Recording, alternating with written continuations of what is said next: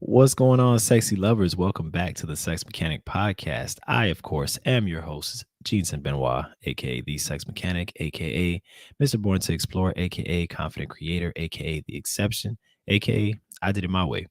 And we are back, baby, for another episode of the Sex Mechanic Podcast. I was off last week, and I'm glad you all bore with me. And now we're back. And I look forward to another exciting episode of the Sex Mechanic Podcast. So let me catch up on some of the things I've been getting into. Um, this past weekend, I went on a trip with some peoples to Big Bear. Uh, they rented out a cabin. I paid my part, and then just joined the gang or whatever. And it was a very relaxing and like introspective type of trip, you know. Spent a good amount of time in the hot tub. Um and really just chilled, played games, didn't drink as much as I thought I would. I kind of knew before the trip, like right before the trip, I wasn't in the space of like drinking too much. So I kind of knew I wasn't going to drink like crazy. But yeah, it was a very um meaningful trip in a lot of different ways for me. So again, I'm thankful for the invite, and I'm thankful that I had the opportunity to spend that time and meet new people and all that stuff. So shout out to that. How you all doing tonight? What's everybody sipping on or drinking? Um, what's new with y'all? It's been a couple of weeks since I last spoke with you, so you know what's been going on. Who's in the place? Who's in the space? I know tonight I have some hard seltzer. It looks a little different because it's a tangerine and peach flavored seltzer. And I add a little bit of lime in there, squirt a little bit of lime in there. But yeah, so what's going on, y'all? Hello. Welcome back. You may notice there's always like something new, it seems like, to notice in the background. You may notice this background here. Let me see if I can give you a better picture. I am working on an accent wall or creating an accent wall. And so I'm kind of like right in the middle of the process. A couple of them are already painted, but that's only the first layer. I just kind of wanted to see how that looks. So the whole thing will be that blue, but a lot like kind of darker than what you see back there. And it'll be completed hopefully by the end of this week. But it's all about timing when it comes to painting and caulking and you know, doing stuff like adding spackle and stuff like that because you gotta give time to dry. And me, once I get started on something, I like to just keep going all the way through until I'm ready to say, all right, I've done enough for the day. So if I have to like wait on something too long, like if I gotta wait an hour after I painted a first coat, then that second coat is probably not going on until the next day. That's just how I operate. Because once I chill and I rest, I'm pretty much done for the day most of the time, unless I'm on a real timeline. So we'll see how it comes out. By next week, you should definitely see that wall fully developed and that vision fully manifested. So we'll see how it turns out. Um, appreciation today. Today, I want to give appreciation for the newfound freedom of time that I have. Starting this year, everybody kind of knows by now that I resigned from my position as an aircraft technician, and with that, I've been on. Man, I've been to Utah, I've been to Bend, Oregon, I've been to Seattle a couple times, Miami. Um, shit, just went to Big Bend, Big Bend, Big Bear, over not too far from LA. Um, yeah, man, I've been around, and I went to the Bay Area too early in the year. That was for New Year's. So that freedom of time allows me to go to these places and not be concerned with when I have to get back, unless I really have some stuff going on. Like usually the reasons why I've come back have been so I could get ready and prepare for the podcast on Wednesdays. But if I have my equipment like I did a few weeks back, then I'm basically free to move as I want to move and go where I want to go and be out for as long as I need to be out. So I really appreciate that freedom of time because you don't realize until you don't have. I kind of got a taste of that last year when when I was able to be on leave of absence for a while for 7 months, and I got to experience what it felt like to not have that urgency to come back home, or that urgency to be somewhere. So it kind of really gives you a sense of freedom, and I like the freedom. I love freedom. I say that freedom is definitely one of the biggest things in my life that I maybe maybe the biggest thing in life that I couldn't live without is freedom. Freedom to do things that I want to do the way I want to do it. Um, so this freedom of time is really big for me. It's kind of like I am living the earliest version of the life I've envisioned for myself for years now. And I say the earliest version because, there are still other things that can be improved upon, but at the very least, I have a freedom of time to do a lot of different things. So yeah, I am very, very appreciative for that and thankful. And hopefully that continues. I say hopefully, and this weekend I'm actually planning to go back to Seattle again. So yeah, we'll see how that goes, and I'll keep you posted, of course, on that trip as well. So let's talk. Let's have a conversation, of course, about some stuff. I was thinking about this the other day.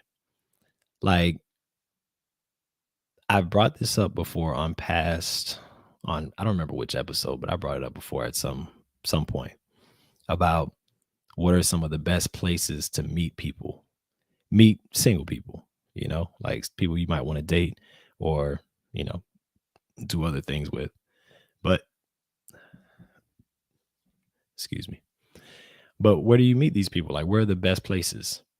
And I have a list of some places that are pretty good, but I'll give you the actual answer afterwards as well, in my opinion. So the gym is a good place. It's a place where people have shared interest in working out and improving themselves and bettering themselves in some way. So that's actually a really great place to meet people. The grocery store is an excellent spot because everybody has to eat. Everybody got to eat. Even if everybody doesn't go to the same grocery store, everybody at some point has to eat food. And uh, most people shop at the grocery store to get that food, the gas station. Now, everybody doesn't own a gas powered vehicle anymore, but there's still enough people that own a gas powered vehicle to where you're going to have a chance to see somebody and just be like, "Oh, okay, I see you." Now, that one is kind of taking a chance. That one is taking a risk because let's say the woman comes out and she's pumping her gas, but her guy is in the car. You just can't see him. Maybe it's tinted windows or something. So the gas station might be a little risky, but if you could see through and there's nobody there and she seems like, she might be, by herself, then maybe that might be a good way. And vice versa, because it could be a woman who sees a guy and, he might have his girl in the car and he's pumping gas. So if you could see through, don't go through or go to their car and look through their window. I'm saying if you could see it from where you're at, then you might be able to make a move. But if not, I don't know. The chances on you. I mean, if you want to take the chance, it's on you. But I'm just saying that's a place where you might see somebody who may potentially be available. That's all I'm saying. Target or Walmart. I say Target, right? Because I would have forgotten this if I hadn't gone to Target today. I went to Target today and it was like, damn, damn, god damn. Like that's how it was walking through Target in my mind. Um And it was just like, wow, there are some ladies in here, and obviously there are ladies in there because, people have to shop for stuff. Um, and I say Target slash Walmart because those are two stores that people really frequent, either weekly or bi-weekly. There are a lot of people going through those stores and they're getting a lot of traffic. And um, yeah, if you're going to see somebody somewhere, it's going to be in Target or Walmart. And you can see people from all different ranges of attractiveness, because again, everybody has to shop for stuff. And some people may use Amazon, some people may use different stores aside from Target or Walmart, but those are definitely two of the most popular stores that people shop at. So just saying, if you're trying to meet people or if you want to possibly meet somebody, that's a good place. Lounge. I say a lounge. I didn't use a bar or a restaurant because a restaurant, people usually don't go alone to. A bar also is kind of tricky because bars can have music and that can be kind of loud. It kind of might be kind of hard to actually have a conversation or strike up a conversation with somebody at a bar. So I said a lounge because a lounge is usually a more laid back type of vibe. The music's usually lowered and you might see groups of friends together, not necessarily, couples all the time. So, but all of it was a trick question. Anyway, you could literally meet anybody anywhere. Okay. Like in all seriousness, you can meet a person in any kind of I've met a woman before when I was getting my car fixed. Like I went to the mechanic shop and she happened to be there as well in the waiting room. Struck up a short conversation and, we exchanged numbers and, that ended up being a situation for a couple of years. So you could literally meet people anywhere.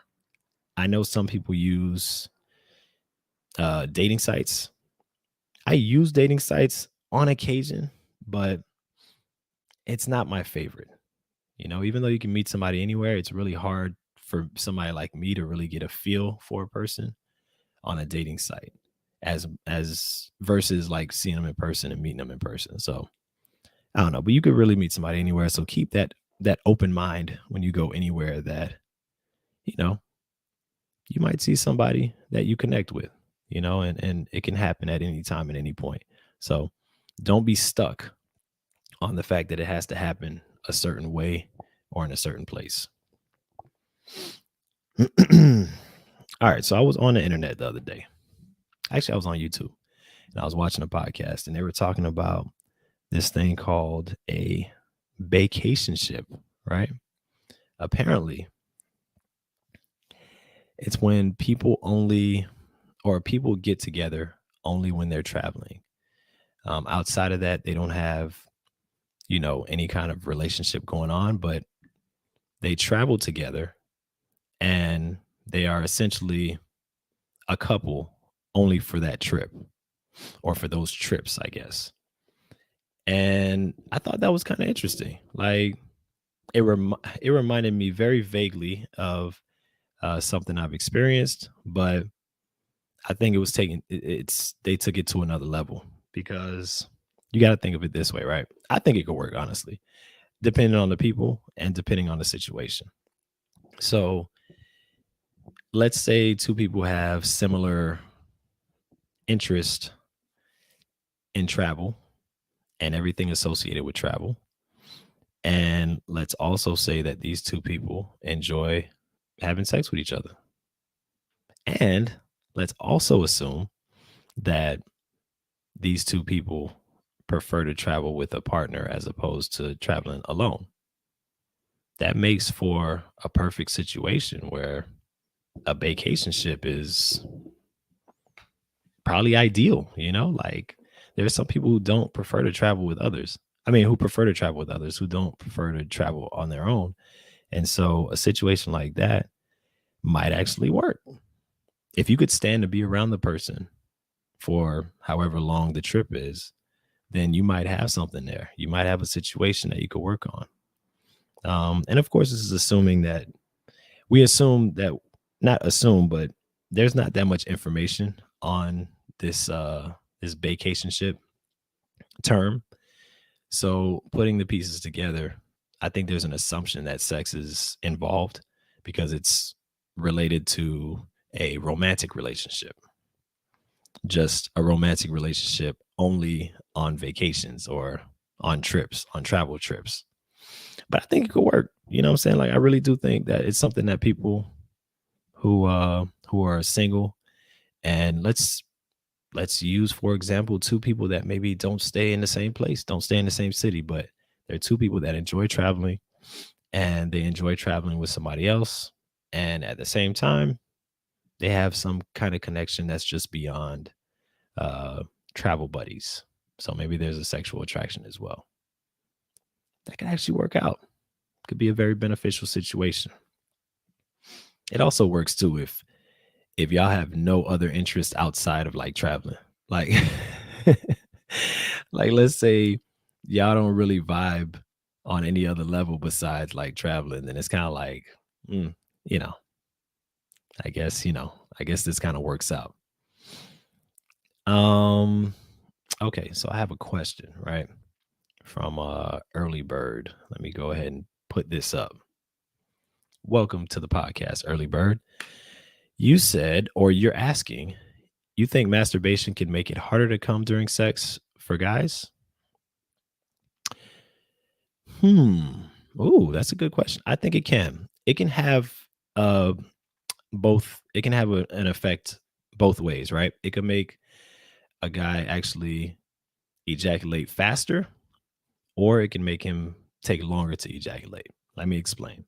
So, for taking longer, it depends on what he's using in order to masturbate and to get to that ejaculation state. If he's using porn or he's using his imagination or whatever the case may be, then that can in some ways affect when he gets in a situation with an actual person, um, how how quickly or how long it takes for him to get there. And that's why when it comes to, porn has its purpose. Porn to me should just be looked at as entertainment, but some people use it as their main tool for masturbation. And that can be kind of dangerous because that kind of puts a picture in the person's mind of like this is what sex is. And so anything outside of that kind of experience, the person may become desensitized to and doesn't have uh, the same sexual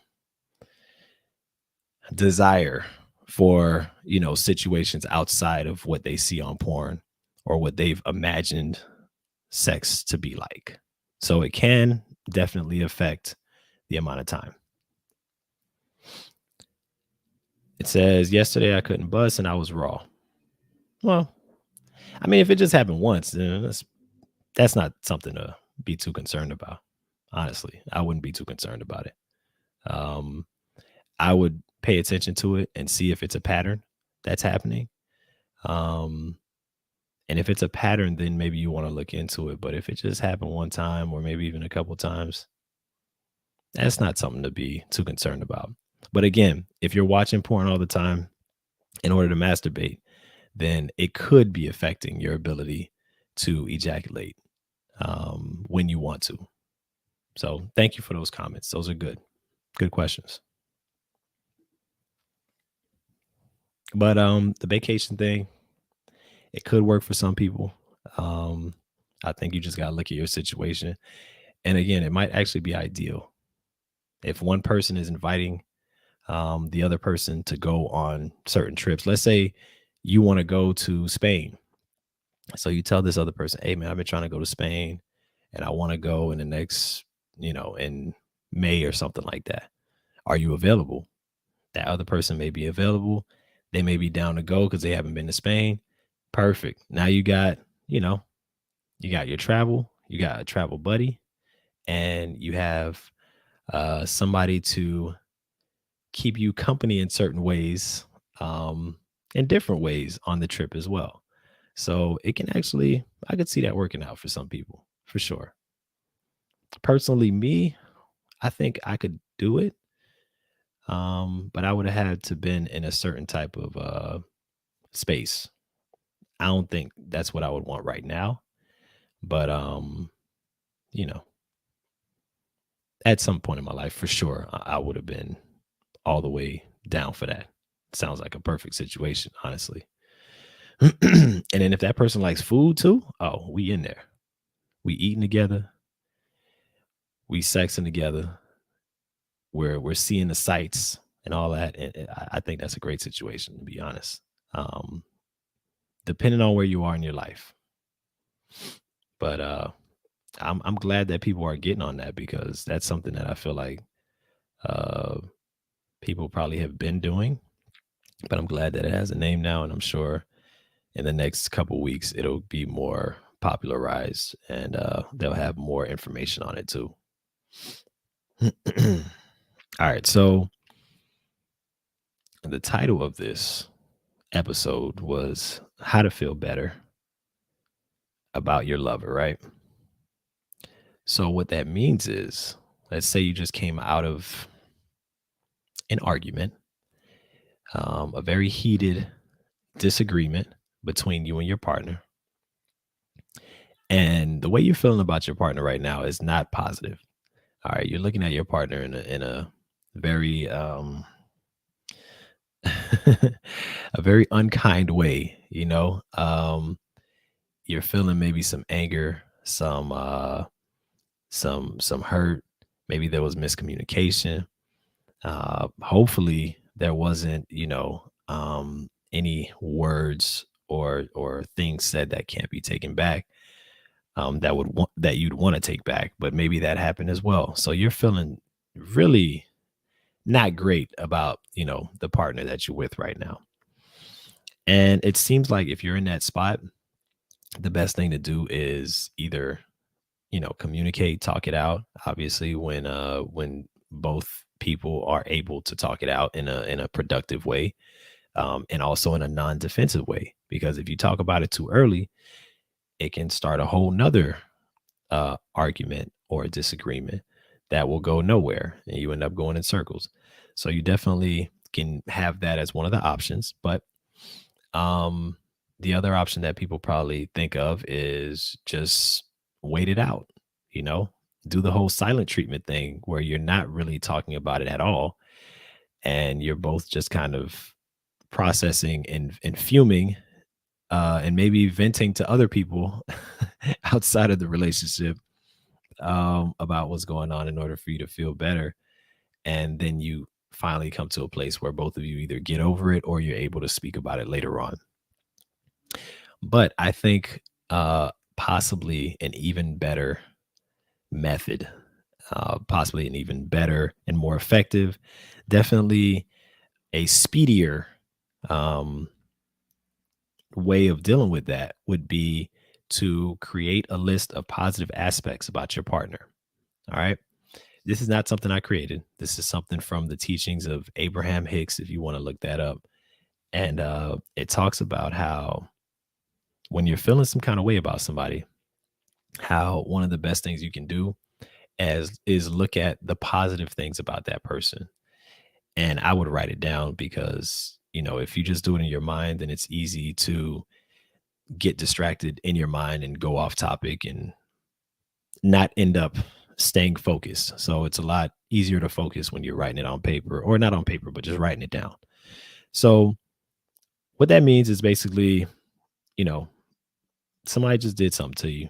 And this is, you can actually use this outside of romantic relationships as well. You can use this with people in your life, but it tends to work better, I feel like, with people that you're closer to, people that you have,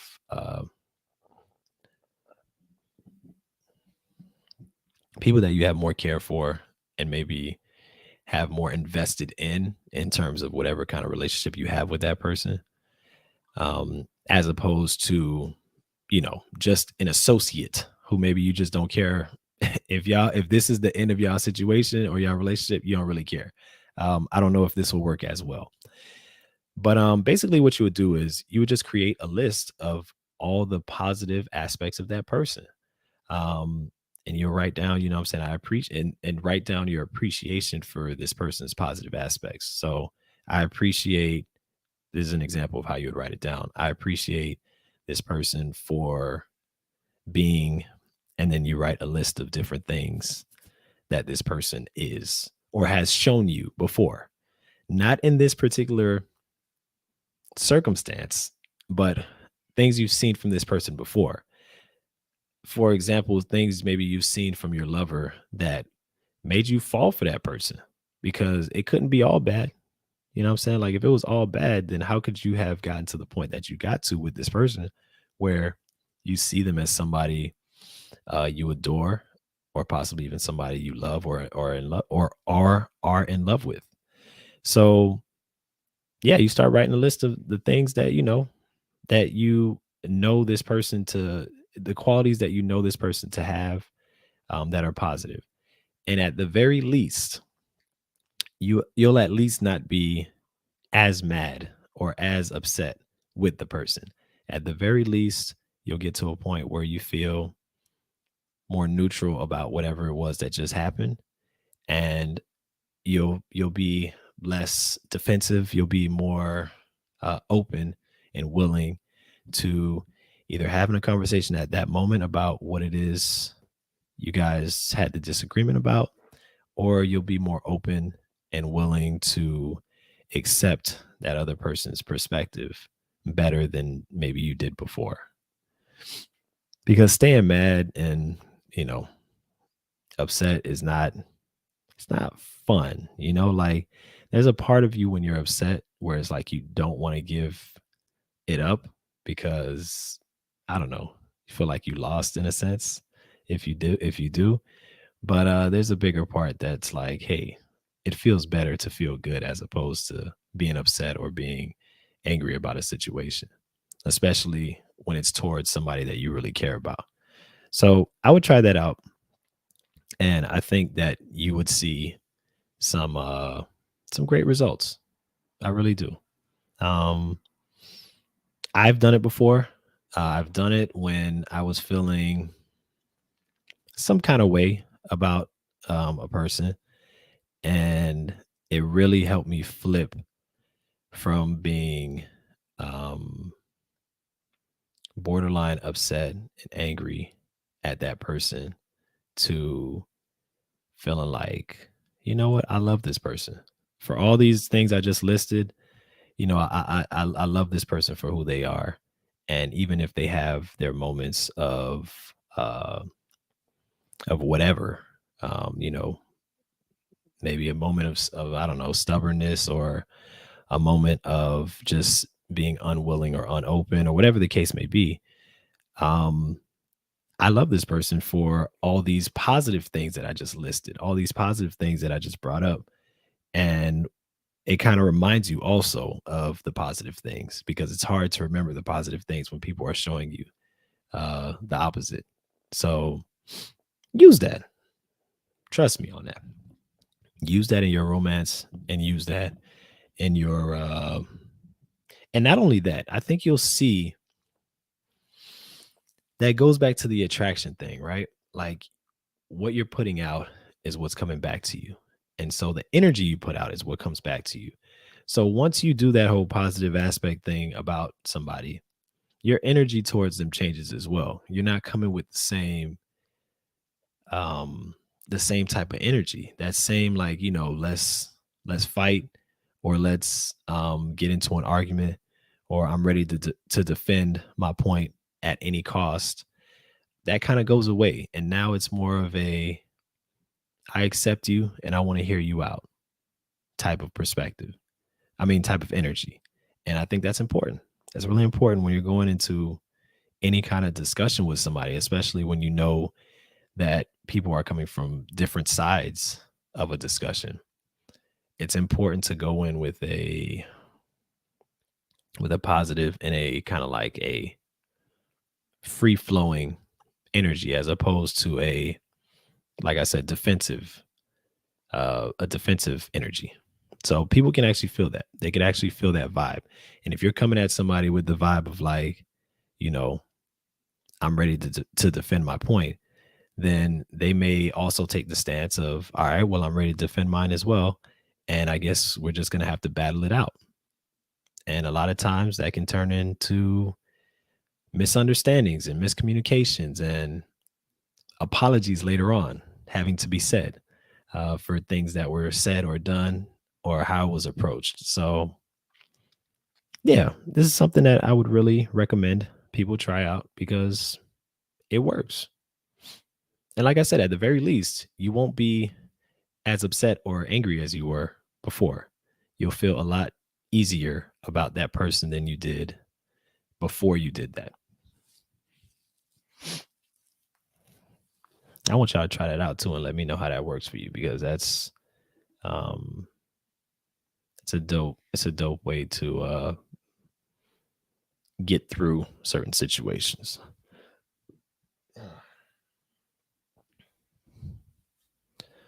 I'm looking to see where y'all at in the chat. I want to hear if anybody has tried anything like that or has had a situation recently where they probably could have used that. Like, let me know.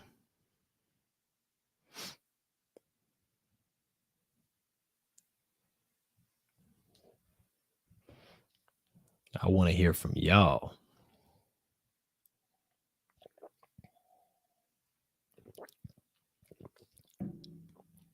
Now y'all know. Now y'all know Wednesday is supposed to be my night, right? Hump day is the day of the sex mechanic or the sex mechanic podcast. So I know y'all in here, or y'all should be if y'all not. There's nothing else you could be doing that's better than being here with the group of us on the Sex Mechanic podcast. Unless you're fucking or about to fuck, then I mean, if that's the case, then I'm all for it. Go ahead and get it in. I'm not standing in the way of that at all. But anything other than that, nah, you should be here right now. No excuses.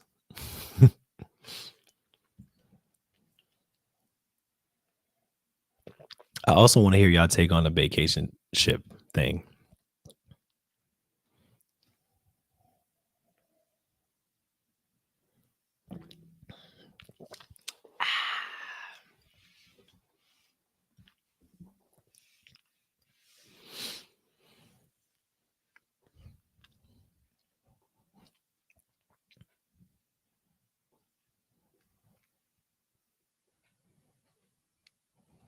I have music in my own head, so y'all don't need to hear what I'm hearing up here for me to dance and move.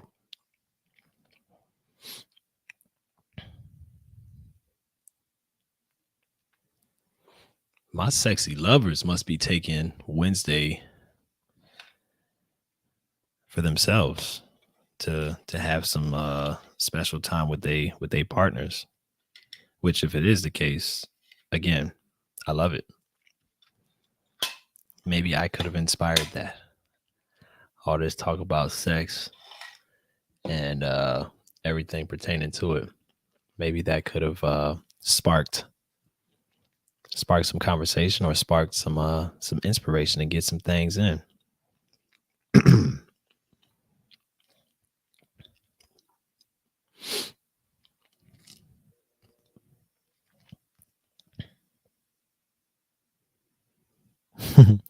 I also want to hear what some of y'all favorite places are to meet people as well.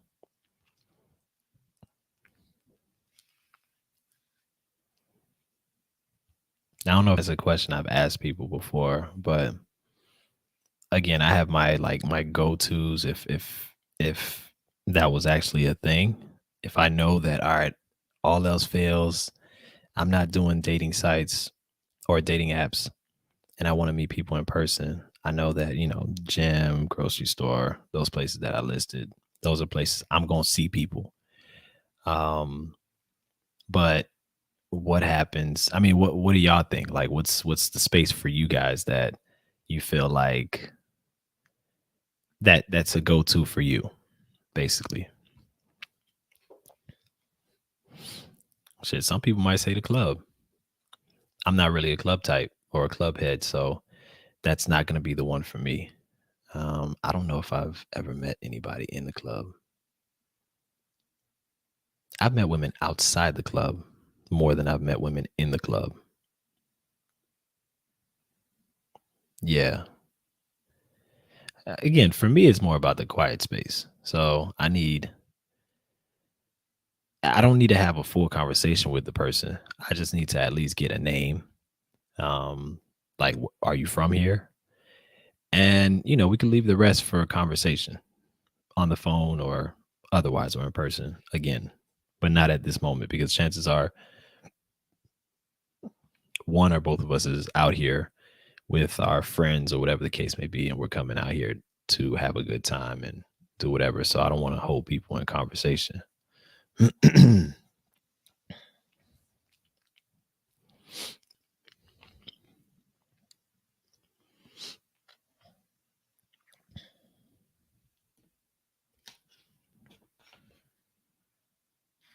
Hmm. Hmm. Oh, I got to give thanks for this too. I almost forgot. I've seen my subscriber numbers jump from just this year. Like, I think I started the year off with like I want to say 560 or something like that. And now I'm at 640 something. I want to say 642 maybe. Hey, I really appreciate y'all. However, y'all have found my information or my page, my channel, I appreciate it.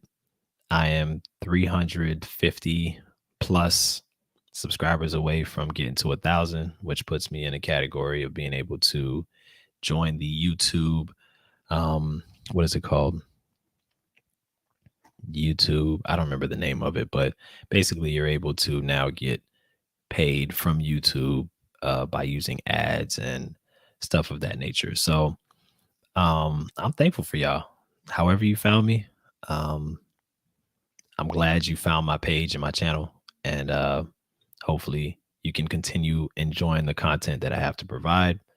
Um, and thank you for the comments that y'all continue to write and put on the different videos as well. That's really helpful. Damn, so nobody? Where y'all at? Yeah, really just went missing on a Wednesday. It's the second of the month. I mean, I don't know, man. It is the second of the month. That's kind of crazy to say. It just felt like February started not too long ago. Hmm. Wow. Well, I'm not gonna hold y'all. All right. Um, People are busy getting it in today, and I love that.